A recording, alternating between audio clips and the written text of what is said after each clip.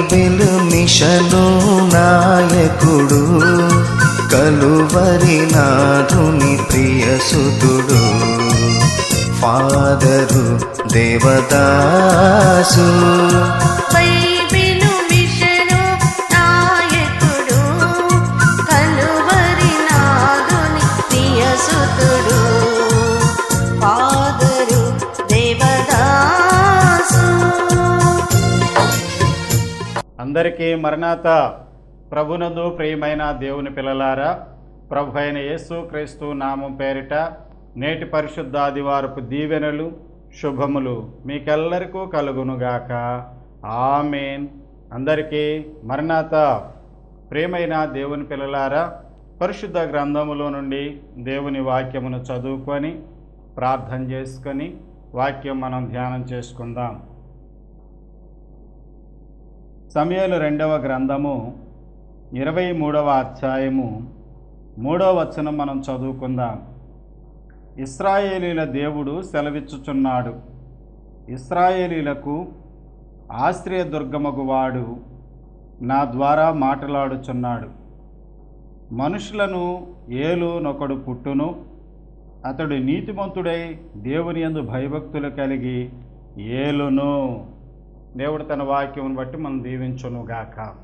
ప్రార్థన చేసుకుందాం. మహాపరిశుద్ధుడవు రక్షకుడమైన దేవా, నీకు వందనములు స్తోత్రములు తండ్రి. నీ మహాకృపలో మమ్మల్ని జ్ఞాపకం చేసుకొని 2024వ సంవత్సరములో ఆనంద మాసములో మమ్మలను మీరు ప్రవేశపెట్టిన వారై ఉన్నారు ప్రభువా. దేవా, ఇదిగో ఈ క్రిస్మస్ మాసము, ఈ ఆనంద మాసము ప్రభువా, మానవాళికి మా తండ్రి మీరు రక్షణ అనుగ్రహించుటకు శరీరధారిగా వచ్చిన వారై ఉన్నారు గనుక అట్టి నాయన మీ మొదటి రాకడను ధ్యానిస్తూ మిమ్మల్ని స్తుతిస్తున్నటువంటి వారం ఉన్నాము. దేవా, నీకు నమస్కారములు. నేటి దినమున చదువుకున్న వాక్యములో నుండి మీరు మాతో మాట్లాడమని నాయన, ఇదిగో క్రిస్మస్ ఆశీర్వాదములను, మీరు 2వ రాకడలో రాబోతున్నటువంటి రాకడ దీవెనలను కూడా మాకు సమృద్ధిగా అనుగ్రహించి దీవించుమని యేసు నామములో ప్రార్థన చేయుచున్నాం పరమ తండ్రి. ఆమేన్. అందరికీ మరణాత. కూడి వచ్చిన దేవుని పిల్లలారా, 2వ రాకడలో త్వరగా వరుడుగా వచ్చుతున్నటువంటి ప్రభు ఆయన యొక్క దివ్య లక్షణముల చేత మనలను వధువుగా అలంకరించి మహిమ మేఘం ఎక్కించుకొనుగాక. ఆమేన్. అందరికీ మరణాత. ప్రియమైన దేవుని పిల్లలారా, మరి దేవుని యొక్క మహాకృపను బట్టి మనము ఆనంద మాసములోనికి ప్రవేశించిన వారమై ఉన్నాం. ఆనంద మాసము అనేటువంటి పేరు ఈ డిసెంబర్ నెలకి, ఈ క్రిస్మస్ మాసమునకు దైవజనులు దేవదాసయ్య గారు ఆనంద మాసం అనేటువంటి పేరు పెట్టిన వారై ఉన్నారు. సరే, మనము చదువుకున్నటువంటి వాక్య భాగమైనటువంటి సమూయేలు 2వ గ్రంథము 23వ అధ్యాయము 3వ వచనమును మనం చూసినట్లయితే, మరి దావీదు గారికి దేవుడు దేవోక్తిని అనుగ్రహించగా ఆయన తాను రాబోవచ్చు ఉన్నటువంటి దైవ కుమారుని గుర్చినటువంటి విషయమును ప్రవచించినటువంటి వాడుగా ఉన్నాడు. కాబట్టి దావీదు గారు ఒక ప్రవక్త అయి ఉన్నాడు అనే విషయం కూడా మనం గ్రహించుకొనవలసి ఉన్నది. ఏమని ప్రవచిస్తూ ఉన్నాడు అనంటే, మనుషులను ఏలేటువంటి ఒకడు జన్మిస్తాడు, అతడు నీతిమంతుడై దేవుని యందు భయభక్తులు కలిగి ఏలు వాడుగా ఉంటాడు అనేటువంటి విషయాన్ని తెలియచేస్తున్నాడు. ఈ ఏలేటువంటి ఏలికైన రాజు అయినటువంటి దేవుడు ఇశ్రాయేలీయులకు ఆశ్రయ దుర్గముగా ఉండేటువంటి వాడుగా ఉన్నాడు అనేటువంటి విషయాన్ని కూడా తెలియచేస్తున్నటువంటి వాడు ఉన్నాడు. కాబట్టి యేసుక్రీస్తు ప్రభు వారి యొక్క జననమును గూర్చున్నటువంటి ప్రవచనము దావీదు గారు చెప్తూ ఉన్నారు అనేటువంటి విషయాన్ని మన వాక్యంలో చూస్తూ ఉన్నాం. ఈయన మాట్లాడుతూ అంటున్నాడు, ఇశ్రాయేలీయులకు ఆశ్రయదుర్గమగువాడు, ఇశ్రాయేలీయులకు ఆశ్రయదుర్గముగా ఉండేటువంటి వాడు నా ద్వారా మాట్లాడుతున్నాడు అని అంటున్నాడు.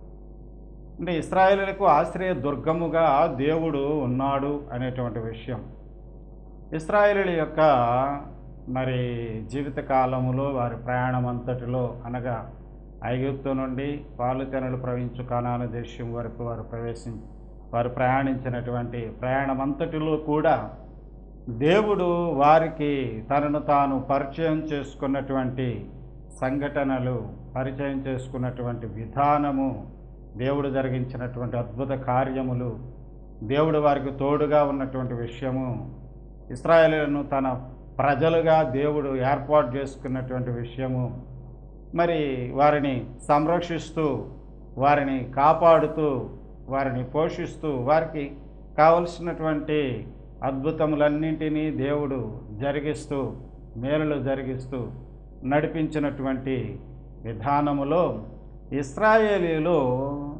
వారు అంతరంగములో నుండి దేవునికి చేసుకున్నటువంటి ప్రార్థనలు, వారు పైకి కూడా కొన్నిసార్లు మరి విసుగుదల కనబర్చినటువంటి వారుగా ఉన్నారు, సణుగుకున్నటువంటి వారుగా ఉన్నారు.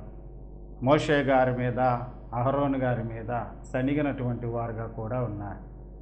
ఆ సనగడానికి, అలా విసుగుకొనడానికి గల కారణం ఏమిటి అని అంటే, దేవుడే స్వయంగా దిగివచ్చి మాకు మేలు చేయొచ్చు కదా, మాకు దేవుడు కనబడి మాతో మాట్లాడి మమ్ములను మరి నడిపించవచ్చు కదా అని, దేవుడు కనబడితే ఆయన పరిశుద్ధుడు, ఆయన మాట్లాడితే ఆయన పరిశుద్ధుడు గనక, ఆయన పరిశుద్ధ వాక్కు గనక మనము నశిస్తాము అనేటువంటి భయము ఒక ప్రక్క ఉన్నప్పటికీ, వారికి ఉన్నటువంటి ఆశ ఏమిటి అనంటే, మనకు ఏ విధమైనటువంటి హాని, ఏ విధమైనటువంటి కీడు లేకుండా దేవుడే స్వయంగా దిగవచ్చి మన కొరకు గొప్ప కార్యములు చేస్తే బాగుండును కదా అని వారి యొక్క మరి అంతరంగ ప్రార్థనలు చేస్తున్నటువంటి వారు ఉన్నారు. అంటే మనసులో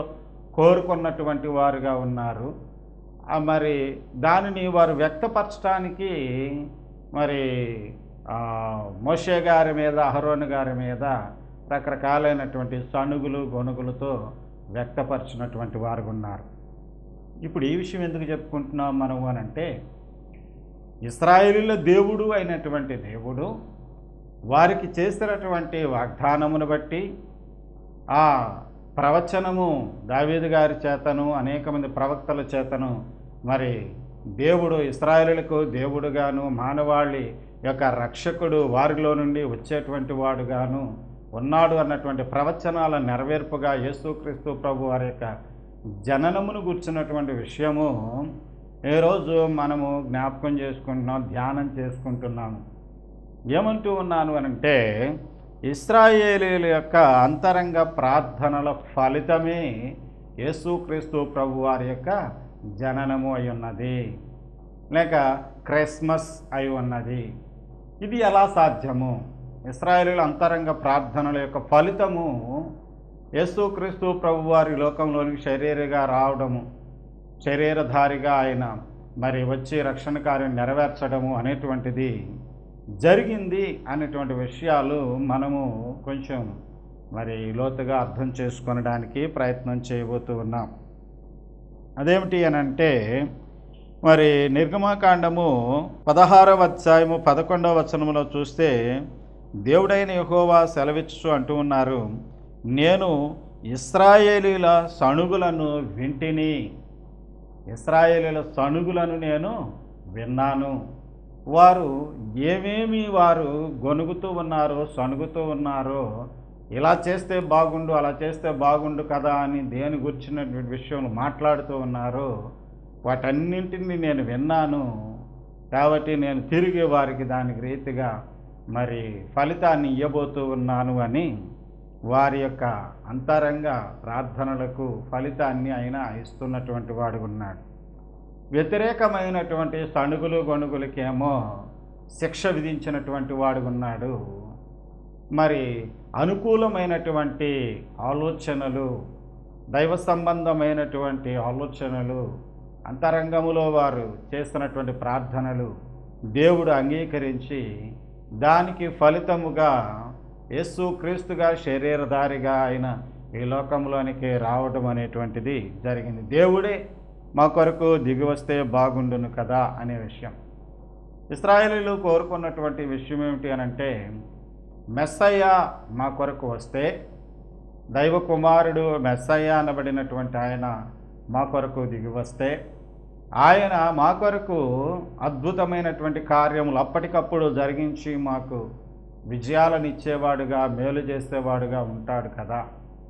అలాగూ దేవుడు మమ్మలను ప్రజలుగా అంగీకరించినప్పుడు మా కోసము ఆయన ఒక ఘనమైనటువంటి, శ్రేష్టమైనటువంటి, అద్భుతమైనటువంటి ఒక రక్షకుని మా కొరకు పంపి మా జీవిత ప్రయాణములో తోడుగా ఉంచి నడిపిస్తే బాగుండును కదా అనేటువంటి మరి ఆలోచన వారు చేస్తున్నవారు, ప్రార్థనలు చేస్తున్నవారు అయి ఉన్నారు. వాటన్నిటి ఫలితమే యేసుక్రీస్తు ప్రభు వారి యొక్క జననము అనేటువంటి విషయాన్ని నేటి దినాన్ని మనం ధ్యానం చేయబోతూ ఉన్నాం. ప్రవక్త అయినటువంటి యెషయా గారు మరి క్రీస్తు ప్రభు వారిని గురించి ప్రవచించిన ప్రవచనాల్లో అతి ప్రాముఖ్యమైనటువంటి ఒక ప్రవచనమును కూడా మనం చదువుకున్నాం. యెషయా గారి గ్రంథం 9వ అధ్యాయం 6వ వచనములో మనం చూసినట్లయితే, ఏలయనగా మనకు శిశువు పుట్టెను, మన కుమారుడు అనుగ్రహించబడెను, ఆయన భుజం మీద రాజ్యభారం ఉండెను, ఆలోచనకర్త, ఆశ్చర్యకరుడు, ఆలోచనకర్త అనేటువంటి విషయం, బలవంతుడైనటువంటి దేవుడు, నిత్యుడగు తండ్రి, సమాధానకర్తయగు అధిపతి అని ఆయనకు పేరు పెట్టబడును అనేటువంటి విషయము అక్కడ ప్రవక్త గారు మాట్లాడినటువంటి వారు ఉన్నారు. ఇన్ని లక్షణములు ప్రభులో మరి సమకూర్చబడడానికి, ఇన్ని లక్షణముల సముదాయముగా మరి వాటి రూపముగా ప్రభువారు ఈ లోకములోనికి వచ్చి రక్షణ కార్యం నెరవేర్చడం అనేటువంటిది ఇశ్రాయేలీయుల యొక్క ప్రార్థనల ఫలితము అంటున్నాను నేను. ఇశ్రాయేలీయులు ఏమి కోరుకున్నారో అది దేవుడు వారికి ఇచ్చుట కొరకు ఎన్ని విషయములను ఒకే మరి దైవ కుమారునిలో క్రీస్తులో దేవుడు సంక్షిప్తము చేసి మరి పంపించినటువంటి వారుగా ఉన్నారు అనేటువంటి విషయాన్ని నేటి దినమును మనం చెప్పుకుంటూ ఉన్నాం. ప్రియ దేవుని పిల్లలారా, కొన్ని విషయములను మనం చూసినట్లయితే దేవుడు తమకు ప్రత్యక్షం కావాలి అని ఇశ్రాయేలీయులు కోరుకున్నారు. కారణం ఏంటి అనంటే, అగ్నిస్తంభంలోను మేఘస్తంభంలోను కనబడుతూ ఉన్నాడు. ఇప్పుడు మమ్మల్ని తన ప్రజలుగా అంగీకరించాడు, మరి మోషే గారిని నాయకుడిగా పంపించాడు, మరి చేయాల్సినటువంటి అద్భుత కార్యములన్నింటినీ చేశాడు, ఐగుప్తులో నుండి మమ్మల్ని విడిపించి తీసుకొని వచ్చాడు, ఇంత బాగానే ఉంది, మాకు డైరెక్ట్ కనపడవచ్చు కదా, అంటే మాకు ఏ కీడు కలగకుండా, ఏ హాని కలగకుండా మాకు ప్రత్యక్షం అవ్వచ్చును కదా. ఈ మోషే గారిని, ఈ అహరోను గారిని మాకు నాయకులుగా పెట్టి నడిపించేదానికంటే ఆయనే మాకు కనబడి మమ్మల్ని నడిపించవచ్చును కదా అని వారు మోషే గారి మీద, అహరోను గారి మీద తణుగుచు గొణుగుచు దేవుని యొక్క ప్రత్యక్షతను కోరుకున్నటువంటి వారు ఉన్నారు. దేవుడు ప్రత్యక్షం అవ్వాలి, వారితో పాటు ఉండాలి, కానీ వారికి ఏ కీడు హాని జరగకూడదు. అది వారు కోరుకున్నటువంటి విషయము. ఇక్కడ వారి యొక్క మరి అంతరంగ ప్రార్థనకు యేసుక్రీస్తు ప్రభువుగా, శరీరధారిగా యేసుక్రీస్తు ప్రభువుగా దేవుడు లోకములోనికి వచ్చినటువంటి వారు ఉన్నారు. దేవుడు కనబడుతున్నారు, మాట్లాడుతున్నారు, కానీ ఏ కీడు ఏ హాని ఆయన వలన మానవాళికి జరగకుండా క్షేమకరమైనటువంటి స్థితే జరుగునట్లుగా ప్రభువు తన యొక్క జననము ద్వారా, ఆయన ఈ లోకంలోని శరీరధారిగా వచ్చిన దాని ద్వారా నెరవేర్చినటువంటి వారై ఉన్నారు. అలాగే ప్రియ దేవుని పిల్లలారా, ఇశ్రాయేలీయులు దేవుడు స్వయముగా మాతో మాట్లాడవలెను కదా.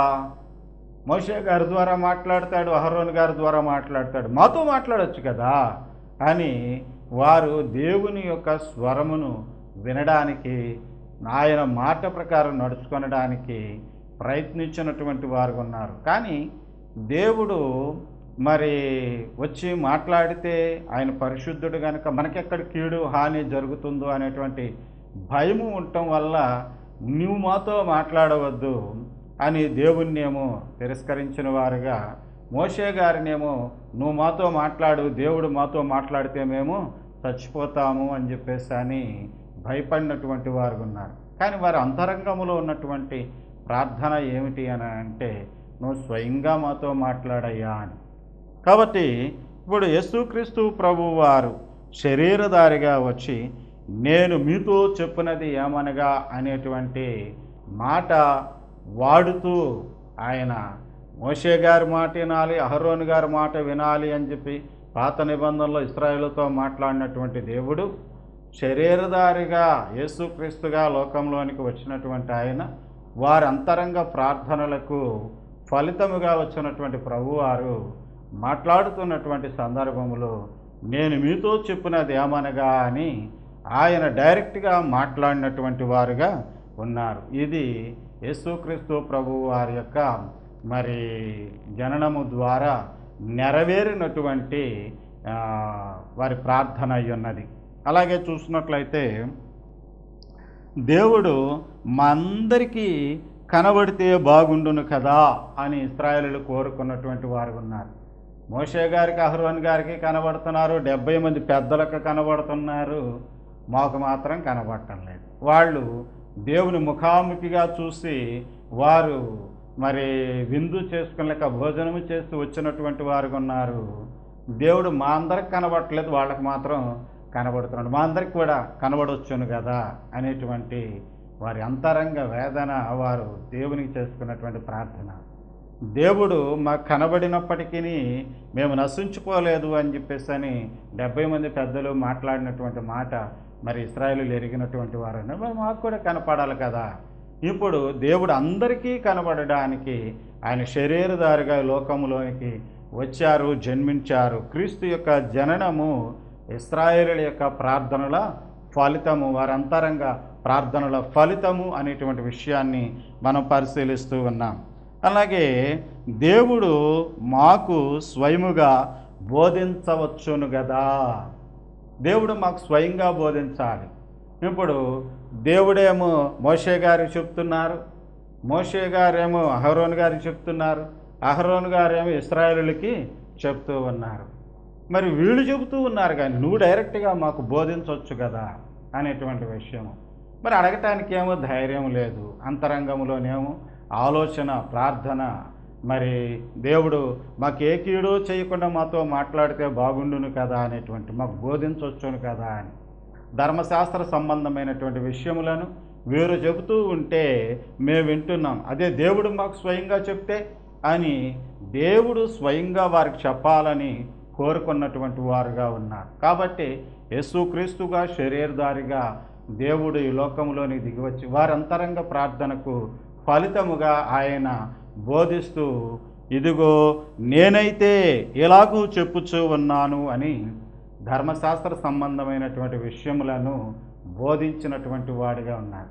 కాబట్టి యేసుక్రీస్తు ప్రభు వారి యొక్క జననము, ఆయన జీవితము ఇశ్రాయేలీయుల యొక్క అంతరంగ ప్రార్థనల ఫలితము అనేటువంటి విషయము మనం గ్రహించుకోవాలి అంటూ ఉన్నాను. అలాగే దేవుడు మాకు స్వయముగా ఆహారము ఇవ్వవచ్చును కదా. ఇప్పుడు ఆకాశం నుండి మన్నాను కురిపించారు దేవుడు, వీళ్ళని వెళ్ళి కలెక్ట్ చేసుకోమన్నారు, పోగు చేసుకొని తినమన్నారు.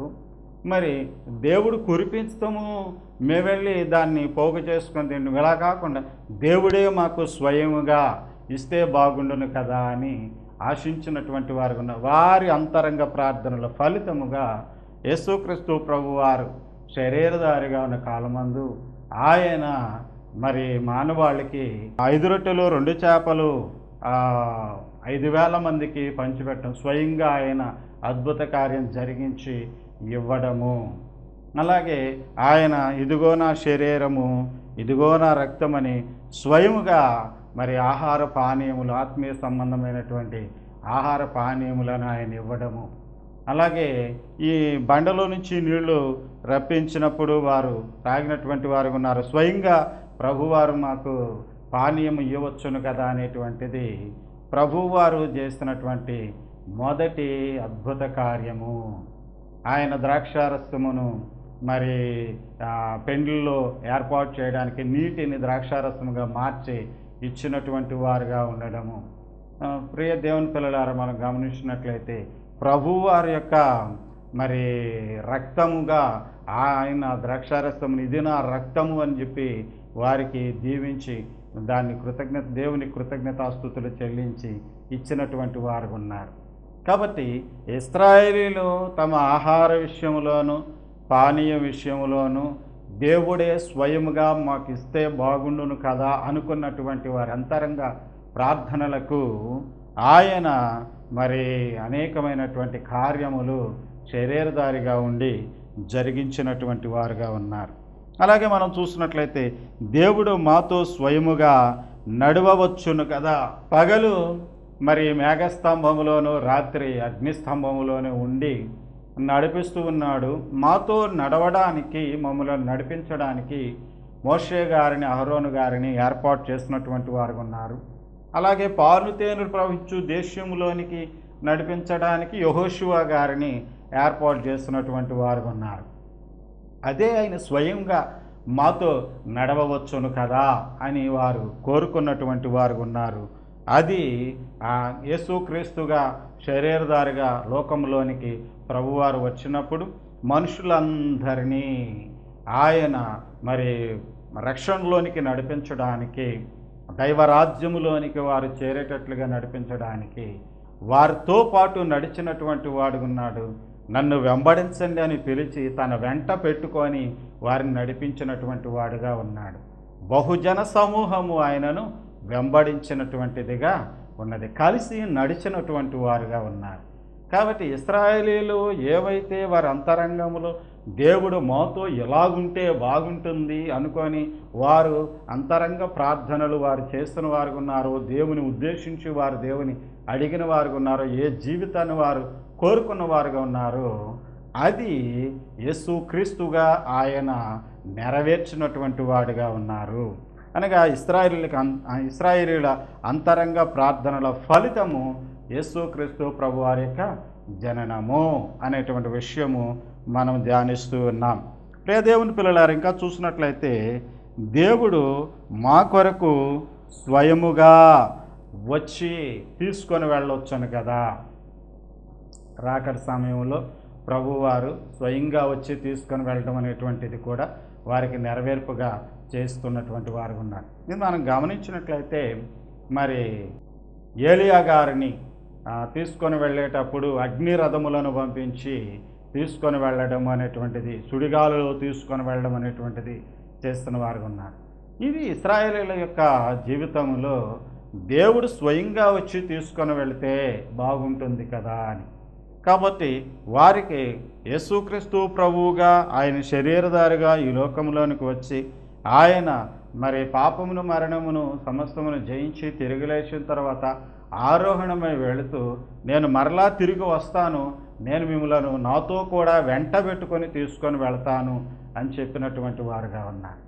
కాబట్టి ఇశ్రాయేలీల యొక్క ప్రార్థనల యొక్క ఫలితము యేసుక్రీస్తు ప్రభు వారి యొక్క జననము లేక జీవితము, జరిగిన కార్యములు అయి ఉన్నవి అనే విషయము మనం గమనించవలసిన వారమై ఉన్నాం.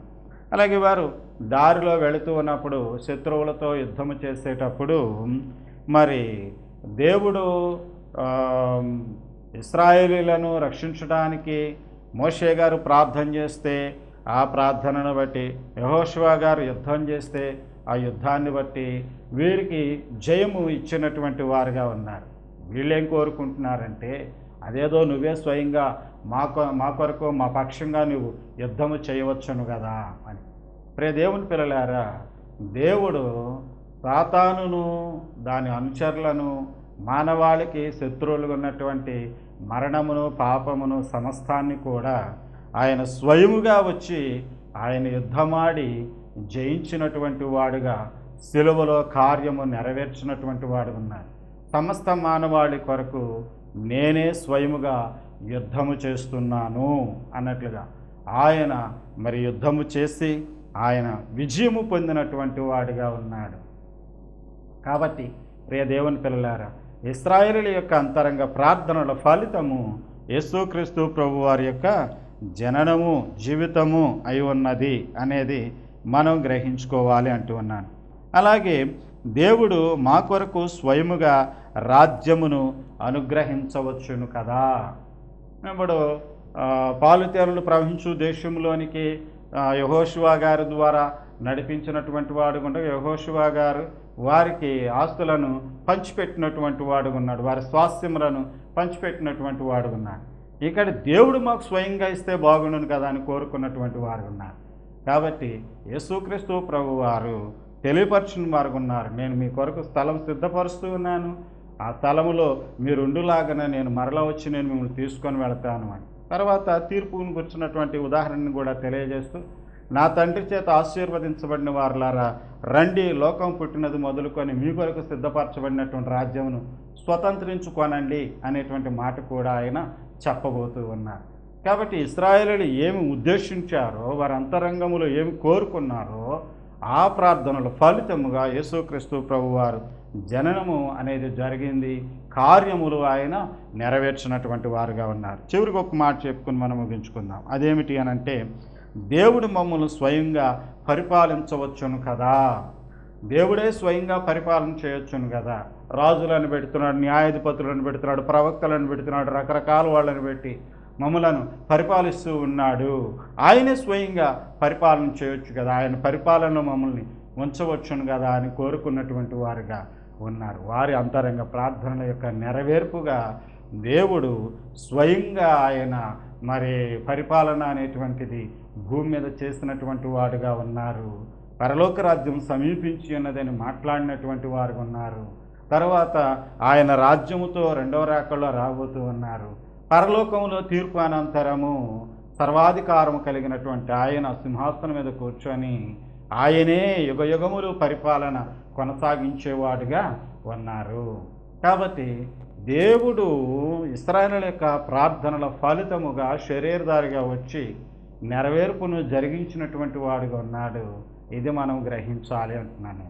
కాబట్టి క్రిస్మస్ దినాల్లో యేసుక్రీస్తు ప్రభువారు శరీరధారిగా రావడానికి గల కారణాలు అనేకమైనటువంటివి మనం ధ్యానిస్తున్నటువంటి వాటిలో ఇది ఒక కారణము అనేటువంటిది వాక్యములో నుండి, ఈ ప్రవచనములో నుండి నేను మీ ముందుకు తీసుకొని వచ్చిన వాడిగా ఉన్నాను. కాబట్టి ప్రియ దేవుని పిల్లారా, ఆ రోజున ఇశ్రాయేలు యొక్క అంతరంగ ప్రార్థనలకే మరి నెరవేర్పును అనుగ్రహిస్తే, ఏ రోజున విశ్వాసుల యొక్క అంతరంగ ప్రార్థనలకు దేవుడు నెరవేర్పును అనుగ్రహించడా? కాబట్టి తప్పనిసరిగా మనకు ప్రార్థనలకు నెరవేర్పును దేవుడు అనుగ్రహించేవాడై ఉన్నారు. రెండవ రాకళ్ళు వస్తున్నటువంటి ప్రభువుతో పాటు ఆయన పరలోక రాజ్యంలోనికి చేరడానికి మనం చేసే ప్రార్థనలకు ఆయన ఫలితమును మనకు అనుగ్రహించి నిత్య జీవంలోనికి చేర్చుకునేవాడై ఉన్నారు. అట్టి ధన్యతా భాగ్యము పరిశుద్ధాత్మ దేవుడు మనకందరికీ అనుగ్రహించి దీవించునుగాక. ఆమేన్. అందరికీ మరణాత ప్రార్థన చేసుకుందాం. మహాపరిశుద్ధుడా దేవా, మీకు నమస్కారములు తండ్రి.